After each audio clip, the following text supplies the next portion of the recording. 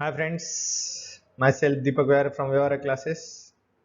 Today we'll start our political science lesson number 1 post World War political developments. बाकी के history और geography के links description box में दिए गए हैं, आप जरूर देखिए। अगर वह वीडियो आपको अच्छा लगे तो सब्सक्राइब कीजिए, अपने फ्रेंड के साथ में शेयर कीजिए। Lesson number 1 post world war political development. Post world war, post मतलब बाद में का, प्रीपेड और पोस्टपेड ऐसे दो कार्ड अभी चल रहे हैं मोबाइल में। तो पोस्ट मतलब बाद में, वर्ल्ड वॉर के बाद में, दो वर्ल्ड वॉर हुए अभी तक, उसके बाद में की पॉलिटिकल डेवलपमेंट क्या थी वर्ल्ड की। Choose the correct option from the given option and complete the statement. A system of independent and sovereign states, इसका एक ऑप्शन आपको चुनना है। सिस्टम ऑफ इंडिपेंडेंट और sovereign. Sovereign means supreme authority, जो अपना खुद का डिसीजन खुद ले सकता है। क्या है इसका answer? Political system, international system, social system and none of these. इसका आंसर है international system. The main responsibility of United Nation, United Nation की मेन रिस्पॉन्सिबिलिटी क्या थी? To avoid war, independence of the colonies, improving of the economic of different nations and disarmament. Answer है to avoid war. The Cold War ended with this event. Cold War कौन से event से end हुआ? Establishment of United Nations, disintegration of Soviet Russia, the creation of military organization and Cuban Missile Crisis. Answer है disintegration of Soviet Russia. Next question है state whether the following statements are true or false. ये statement true है क्या false है? आपको उसके reasons के साथ में आपको लिखना है। The league of nation was establish after the first world war. League of nation जो थे एस्टेब्लिश हुई वो फर्स्ट वर्ल्ड वॉर के बाद में। आंसर ट्रू है क्या फॉल्स है? ट्रू है। क्यों एस्टेब्लिश हो गई? The first world war cause tremendous loss of life, huge loss of life, बहुत सारे लोग मारे गए उसमें, and property. All nations felt that such war should not happen again and measures need to be taken to achieve this end. सब Nations को लगा कि ऐसा वॉर फिर से नहीं होना चाहिए, अगर ये हुआ तो दुनिया खत्म हो सकती है, इसीलिए कुछ मेजर्स, कुछ सॉल्यूशन चाहिए ये एंड होने के लिए। And out of this thinking, ये थिंकिंग की वजह से international organisation League of Nation establish हुई। नेक्स्ट है the world became unipolar due to Cold War. जो वर्ल्ड है वो यूनिपोलर, यूनि मतलब मेनी, बहुत सारे पोलों में बढ़ गया, बहुत सारे पार्ट्स में बढ़ गया। आंसर से फॉल। क्या? At the end of the second world war America and Soviet union became competitor. Second world War के बाद में अमेरिका और सोवियत यूनियन जो थे दोनों कॉम्पिटिशन शुरुआत हो गई दोनों में। America and Soviet Union who were allies in the war form rival military organisation.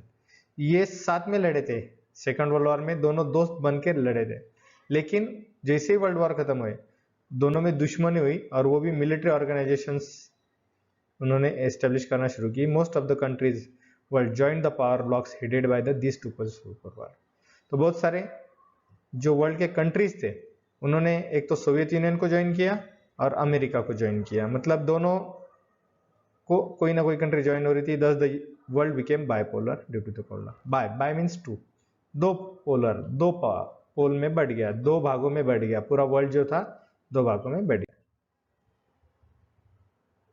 The policies of Mikhail Gorbachev gave an impetus to democratization. जो पॉलिसी थी मिखिल गोर्बाचेव की, उसके वजह से एनकरेजमेंट मिली डोमेस्टिक डेमोक्रेटाइजेशन को, डेमोक्रेसी के लिए। आंसर ट्रू है। The Soviet Union adopted policy of opening up economy. Soviet Union ने ओपनिंग अप ऑफ इकोनॉमी की पॉलिसी अडॉप्ट की। And the state loosen up its control of the economy. State ने उसके control loose कर दिए। Opening up economy मतलब क्या था कि आप कोई भी आकर कोई भी कंट्री में आपकी फैक्ट्री इंडस्ट्री लगा सकता है, अपना माल बेच सकता है। And the president Soviet Union Mikhail Gorbachev implemented policies of perestroika restructuring. Soviet Union का जो प्रेसिडेंट थे पेरेस्ट्रोइका, ये रशियन लैंग्वेज में पेरेस्ट्रोइका मतलब इंग्लिश में उसको रिस्ट्रक्चरिंग कहा जाता है, फिर से स्ट्रक्चर किया गया। Glasnost that is openness. And due to this policy control over the media was reduced. जो मीडिया के ऊपर कंट्रोल था वो भी कम हो गया। And important changes took place in political and economic sphere. बहुत सारे चेंजेस हुए इकोनॉमिक और पॉलिटिकल एरिया में, and thus the policy of Mikhail Gorbachev gave an impetus to democratization. Explain the following concept. कुछ concept explain करो. Cold War. The Cold War मतलब क्या? The concept of Cold War is used to describe the condition where there is no actual war. Cold War मतलब actual war नहीं होता है, but there is a situation, tension like in circumstances. लेकिन situation ऐसी होती है कि बहुत सारा टेंशन होता है सिचुएशन में, and there they may be responsible to cause war, और ये टेंशन की वजह से वॉर हो सकता है. So there is no open war between the two country. दो कंट्री में ओपन वॉर नहीं हुआ. दो कंट्री अभी हमने पिछले क्वेश्चन में देखा कि America and Soviet Union, but there was such tension in their relation that it seemed that war would erupt at any time. लेकिन वॉर कभी भी शुरू हो सकता है, ऐसी सिचुएशन मतलब कोल्ड वॉर है. Non alignment. In the era of the cold War के पीरियड में while the world was becoming bipolar, world bipolar हो रहा था, मतलब कंट्रीज जो थे एक तो अमेरिका को ज्वाइन कर रहे थे या सोवियत यूनियन को.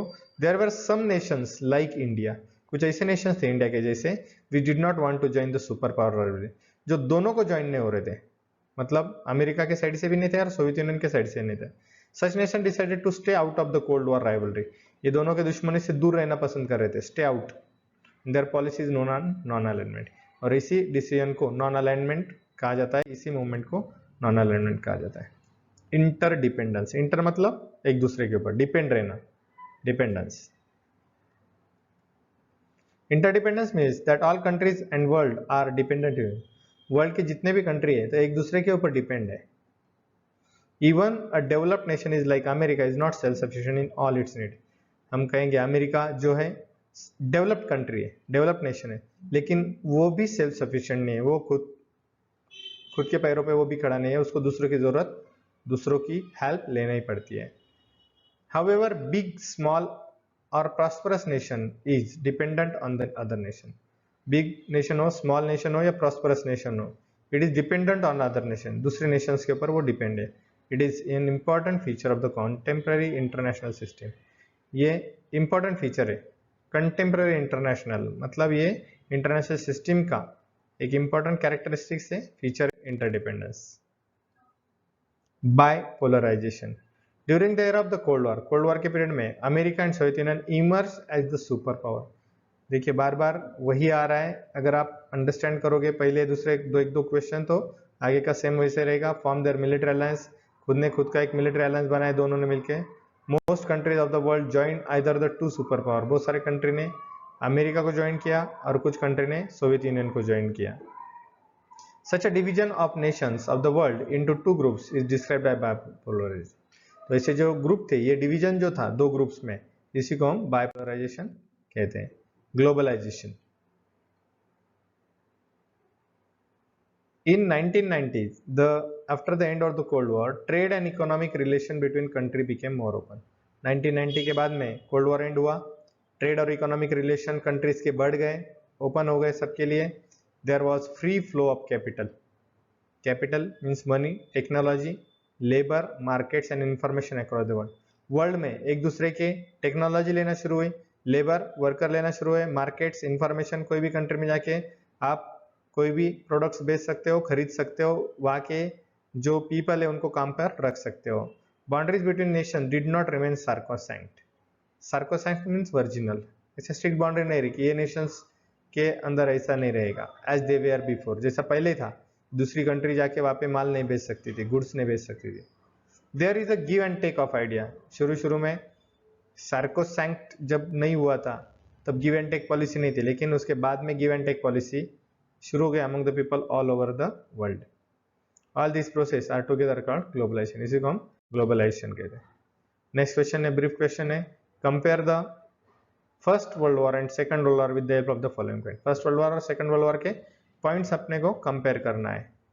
उसमें पीरियड है, इन्वॉल्व नेशन से कौन से नेशंस इन्वॉल्व हुए, इम्पैक्ट है पॉलिटिकल इकोनॉमिक और international organization establish after the world war. देखिए one by one points study करेंगे हम. पहला पॉइंट है पीरियड. आप देखोगे यहाँ पे कि किस तरीके से पीरियड यहाँ पर आप देख सकते हो. 1914 से लेके 1918 तक 4 साल तक ये वार चला, और ये 1939 से लेके 1945 तक ऐसे 6 साल तक ये वार चला। एलिड नेशन, इन्वॉल्व नेशन कौन कौन से थे? एलिड नेशन पहले वर्ल्ड वॉर में था Britain, France, Russia, Italy and America. Central power में था Germany, Austria, Hungary, Ottoman Empire and Bulgaria. Second war में एलिड पावर किसके पास में थी? Britain, France, Australia, Canada, New Zealand, India, China, USA, Soviet Union. उस वक्त में इंडिया जो है ऑन बिहाफ ऑफ ब्रिटिश लड़ रहे थे। एक्सिस पावर अपोज में कौन कौन से थे? Germany, Italy, Japan. इस तरीके से फर्स्ट वर्ल्ड वॉर और सेकंड वर्ल्ड वॉर में ये हुआ। नेक्स्ट अगर पॉइंट देखते हैं आप, सेकंड पॉइंट है इकोनॉमिक कॉन्सिक्वेंसेस क्या हुए, इफेक्ट्स क्या हुए। तो दो टाइप के इफेक्ट्स हुए, तीन टाइप के इफेक्ट्स हुए, इकोनॉमिक, पॉलिटिकल। देखो इकोनॉमिक इफेक्ट क्या था? Economic loss of life and property, मतलब बहुत सारे इंसान मारे गए, प्रॉपर्टी डैमेज हुए। Economic losses for the victors and vanquished, जो जीते उनका भी नुकसान हुआ और जो हारे उनका भी नुकसान हुआ। Collapse of the economies of the victors and ये इकोनॉमी कोलैप्स हो गई। Also affected the countries that did not join the war, जो कंट्री ने ज्वाइन नहीं किया उनको भी अफेक्ट हुआ। ये फर्स्ट वर्ल्ड वॉर की इकोनॉमिक लॉसेस है। सेकंड वर्ल्ड वॉर की इकोनॉमिक लॉसेस का था more destruction of life and property than the first world. पहले वर्ल्ड वॉर से ज्यादा नुकसान हुआ। Use of nuclear bomb led to the destruction of Hiroshima Nagasaki. World में पहली बार हिरोशिमा नागासाकी के ऊपर न्यूक्लियर बॉम्ब डाले गए, इसलिए डिस्ट्रक्शन ज्यादा। Collapse of world economy collapse हुई। Increase in poverty and unemployment और पॉवर्टी जो थी और बढ़ गई। पॉलिटिकल क्या हुआ फर्स्ट वर्ल्ड वॉर के बाद में? डिसइंटीग्रेशन ऑफ जर्मन जो थे उसके टुकड़े गए, ऑस्ट्रो हंगेरियन, ओटोमन और रशियन एम्पायर के छोटे छोटे कंट्री बन गए। Emergence of new nation, Romania, Poland और बल्गेरिया जैसे नए कंट्री सामने आए। Movements for the independence started in the colonies for European country nation. Movement शुरुआत हो गई इंडिपेंडेंस के लिए, जैसे ब्रिटिश अफ्रीका में कुछ कॉलोनीज थे उनको इंडिपेंडेंस चाहिए था। And challenge to hegemony of Europe with the emergence of America as the super power. एक अमेरिका जो थी सुपर पावर यूरोप में से शुरुआत हो गई। पॉलिटिकल वर्ल्ड वॉर 2 के बाद में क्या हुआ? डिवीजन ऑफ जर्मनी का डिवीजन हुआ। East Europe came under the dominance of Soviet union के अंडर में आ गया east Europe. Emergence of USA and USSR super power, USA और यूनाइटेड सोवियत रशिया, ये जो था सुपर पावर बन गए दोनों। Independence of European colonies in Asia and Africa, Asia और अफ्रीका में जो कॉलोनीज थे वो इंडिपेंडेंट हो गए, फ्री हो गए। Super power rivalry for dominance of the world and cold war. Super power बनने की कोशिश की दोनों ने, अमेरिका और सोवियत यूनियन ने। नेक्स्ट इफेक्ट था इंटरनेशनल ऑर्गेनाइजेशन। कौन से हुए फर्स्ट वर्ल्ड वॉर के बाद में? कौन से इंटरनेशनल ऑर्गेनाइजेशन हुए? लीग ऑफ नेशन बना पहले, उसके बाद में यूनाइटेड नेशन जो था वो सेकंड वर्ल्ड वॉर के बाद में आया।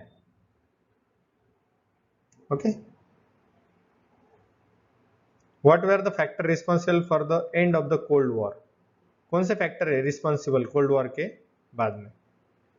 कोल्ड वॉर के लिए कौन से फैक्टर रिस्पॉन्सिबल है, जिम्मेदार कौन से है, इसकी वजह से कोल्ड वॉर हुआ? Factor responsible for the cold War are as follows.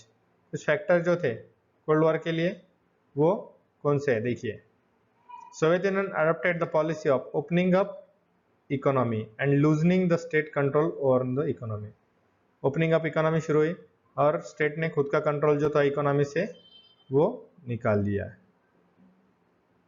Then the president Soviet Union Mikhail Gorbachev, उसने पेरिस्ट्रोइका, रशियन वर्ड है, रिस्ट्रक्चरिंग और ग्लासनोस्ट, ओपननेस जिसको बोलते हैं, ये दो पॉलिसी अडॉप्ट की। Policy were restructure, policy restructure की गई। He reduce the control over the press पे का कंट्रोल रिड्यूस कर दिया गया। This give an impetus to democracy के लिए एनकरेजमेंट मिली। नेक्स्ट है the East European country challenge the socialist government. East European country ने सोशलिस्ट गवर्नमेंट को चैलेंज किया and this country broke free from the influence of Soviet union and adopted democratic capitalist path. और उन्होंने socialist जो path adopt किया था जो Soviet union के इन्फ्लुएंस की वजह से, एक डेमोक्रेटिक कैपिटलिस्ट बात शुरू किया। डिसइंटीग्रेशन ऑफ सोवियत यूनियन का डिसइंटीग्रेशन हुआ, छोटे छोटे कंट्रीज बने, contribute to the end of the cold War, और कोल्ड वॉर एंड हुआ। What major factors or what major changes occurred in the global politics after the end of the Cold War? Cold War के बाद में world में क्या क्या change हुआ? Following major changes occurred in global politics after the end of the cold War. कुछ factors change हुए, क्या क्या चेंज हुए देखो। The global politics became unipolar, unipolar बन गए। पहले कैसा था, बायपोलर में थे। America remain only super power, और अमेरिका एक सुपर पावर बन के रह गई, अमेरिका को कंपटीशन कोई नहीं था। An atmosphere conducive to the growth in the trade, एक हेल्दी एटमॉस्फेयर हुआ जिससे ट्रेड और इकोनॉमिक ग्रोथ होंगी between among the nations emerge.